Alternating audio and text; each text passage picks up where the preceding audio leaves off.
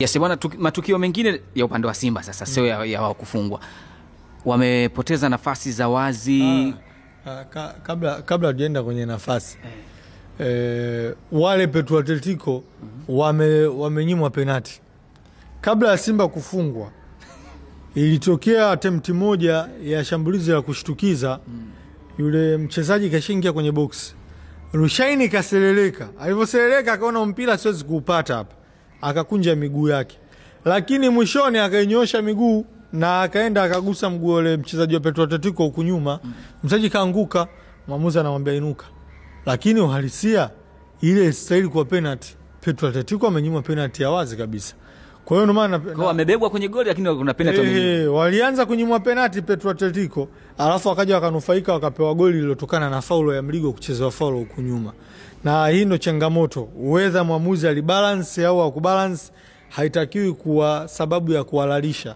Petro Atletico wamenyimwa goli, wamenyimwa penalty. Petro Atletico wamenyimwa penalty ya wazi, lakini Petro Atletico wamepewa faida ya kuwaonea Simba kutokana na faulo. Faulo Simba ile ameonewa, ilitakiwa faulo na ile mpira utakuwa usimame, maana yake ile tukio lingekufa pale la goli. Si umenipata? Kwa hiyo Petro Atletico wamenyimwa penalti, ila walikuja wakanufaika, mwamuzi akawabeba, wamecheza faulo afa akawaambia endeleeni. Wakaenda wakafunga. Kwa hiyo matukio mawili kwangu mimi yalikuwa very very decisive kwa sababu yalileta impact kwenye mchezo. Golikipa uliona kuna namna ambavyo juhudi zake na improvement yake kwenye kuisaidia Simba. Golikipa wa Simba kwa sababu watu wengi walianza kuandika mitandaoni changamoto kipa. Of course unaweza ukasema aliwahi kulala kabla, lakini hapana mzee. Unajua mpira unavyokwenda tu ile sisi kwenye picha za marejeo tunaona slow motion. Lakini mpira unaenda faster. Imagine kama pale kwenye kupiga beki wako yuko katikati afika kuziba. Alafu mpira unaona ulivyopigwa uelekeo unaenda huko, afu ghafla mpira umebadilika. Kwangu mimi ni ngumu pale kwa golikipa kama Yakubu kuokoa ile mpira. Labda angekuwa golikipa mwingine angeokoa, lakini pia siwezi kuhakikishia hilo.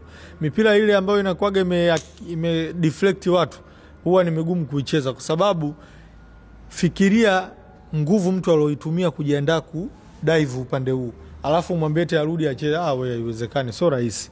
Lakini mimi kwangu nafikiri kama kuna kitu unalaumu ni kwa nini ule mtu kapiga shoot akiwa free, hamna mtu anayembugudhi.